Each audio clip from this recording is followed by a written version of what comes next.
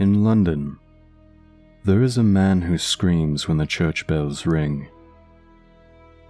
He lives all alone with his street cat in Gray's Inn, and people call him harmlessly mad. His room is filled with books of the tamest and most puerile kind, and hour after hour he tries to lose himself in the feeble pages. All he seeks from life is not to think. For some reason, thought is very horrible to him, and anything which stirs the imagination he flees as a plague. He is very thin and grey and wrinkled, but there are those who declare he is not nearly so old as he looks. Fear has its grisly claws upon him, and a sound will make him start with staring eyes and sweat-beaded forehead. Friends and companions he shuns, for he wishes to answer no questions. Those who once knew him as scholar say it is very pitiful to see him now. He dropped them all years ago, and no one feels sure whether he left the country or merely sank from sight in some hidden byway. It is a decade now since he moved into Gray's Inn, and of where he had been he would say nothing, till the night young Williams bought the Necronomicon. Williams was a dreamer, and only 23, and when he moved into the ancient house he felt a strangeness and a breath of cosmic wind about the grey wizened man in the next room. He forced his friendship where old friends dared not force theirs, and marveled at the fright that sat upon this gaunt, haggard watcher and listener. For that the man always watched and listened, no one could doubt. He watched and listened with his mind more than with his eyes and ears, and strove every moment to drown something in his ceaseless poring over gay, insipid novels. And when the church bells rang, he would stop his ears and scream, and the grey cat that dwelt with him would howl in unison till the last peal died reverberantly away. But try as Williams would, he could not make his neighbours speak of anything profound or hidden. The old man would not live up to his aspect and manner, but would feign a smile and a light tone, and prattle feverishly and frantically of cheerful trifles, his voice every moment rising and thickening till at last it would split in a piping and incoherent falsetto. That his learning was deep and thorough, his most trivial remarks made abundantly clear, and Williams was not surprised to hear that he had been to Harrow and Oxford. Later, it developed that he was none other than Lord Northam, of whose ancient hereditary castle on the Yorkshire coast so many odd things were told. But when Williams tried to talk of the castle and of its reputed Roman origin, he refused to admit that there was anything unusual about it. He even tittered shrilly when the subject of the supposed undercrypts, hewn out of the solid crag that furrows the North Sea, was brought up. So matters went till that night, when Williams brought home the infamous Necronomicon of the mad Arab Abdul Alhazred. He had known of the dreaded tome since his 16th year, when his dawning love of the bizarre had led him to ask queer questions of a bent old bookseller in Chandos Street, and he had always wondered why men paled when they spoke of it.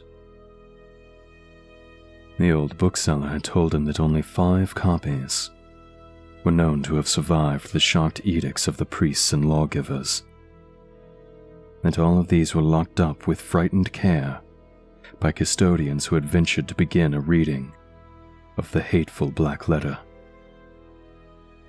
But now, at last, he had not only found an accessible copy, but had made it his own at a ludicrously low figure. It was at a Jewish shop in the squalid precincts of Clare Market, where he had often bought strange things before, and he almost fancied the gnarled old Levite smiled amidst tangles of beard as the great discovery was made. The bulky leather cover with the brass clasp had been so prominently visible, and the price was so absurdly slight. The one glimpse he had had of the title was enough to send him into transports, and some of the diagrams set in the vague Latin text excited the tensest and most disquieting recollections of his brain. He felt it was highly necessary to get the ponderous thing home and begin deciphering it, and bore it out of the shop with such precipitate haste that the old Jewish man chuckled disturbingly behind him. But when at last it was safe in his room, he found the combination of black letter and debased idiom too much for his powers as a linguist, and reluctantly called on his strange, frightened friend for help with the twisted medieval Latin. Lord Northam was simpering inanities to his streaked cat, and startled violently when the young man entered. Then he saw the volume and shuddered wildly, and fainted altogether when Williams uttered the title. It was when he regained his senses that he told his story, told his fantastic figment of madness and frantic whispers, lest his friend be not quick to burn the accursed book and give wide scattering to its ashes. There must, Lord Northam whispered, have been something wrong at the start, but it would never have come to a head if he had not explored too far. He was the 19th Baron of the line, whose beginnings went uncomfortably far back into the past.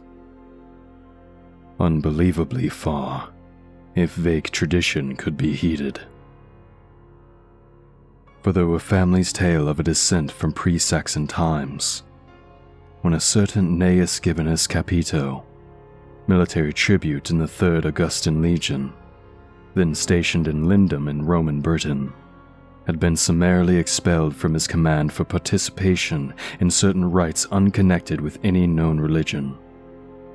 Gabinus had, the rumor ran, came upon a cliffside cavern where strange folk met together, and made the elder sign in the dark. Strange folk, whom the Britons knew not save in fear, and who were the last to survive from a great land in the west that had sunk, leaving only the islands with the writhes and circles and shrines of which Stonehenge was the greatest.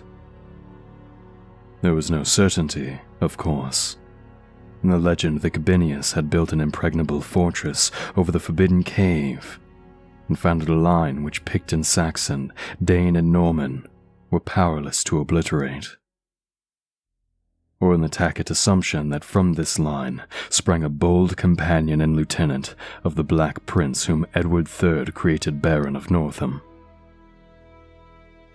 These things were not certain, yet they were often told. And in truth, the stonework of Northam Keep did look alarmingly like the masonry of Hadrian's Wall. As a child, Lord Northam had had peculiar dreams when sleeping in the older parts of the castle, and had acquired a constant habit of looking back through his memory for half-amorphous scenes and patterns, and impressions which formed no part of his waking experience. he became a dreamer who found life tame and unsatisfying, a searcher for stranger realms and relationships once familiar, yet lying nowhere in the visible regions of Earth. Filled with the feeling that our tangible world is only an atom in a fabric vast and ominous, and that unknown dimises press on and permeate the sphere of an unknown at every point. Northman youth and young manhood drained in turn, the fonts of formal religion and occult mystery.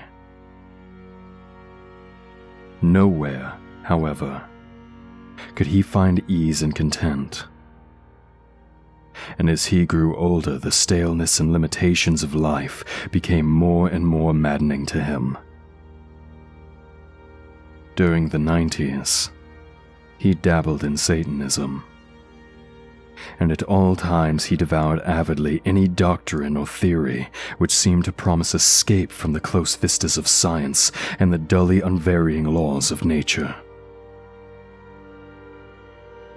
Books like Ignatius Donnelly's chimerical account of Atlantis he absorbed with zest, and a dozen obscure precursors of Charles Fort enthralled him with their vagaries.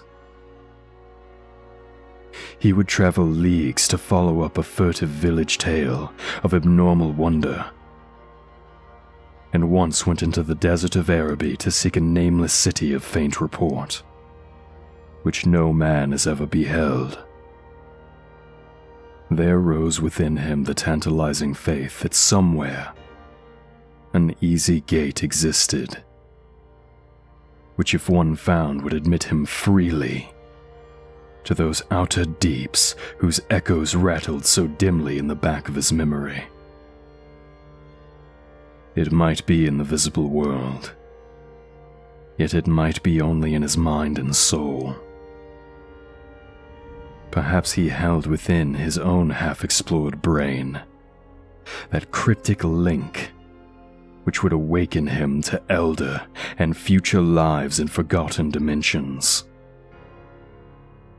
which would bind him to the stars and to the infinities and eternities beyond them.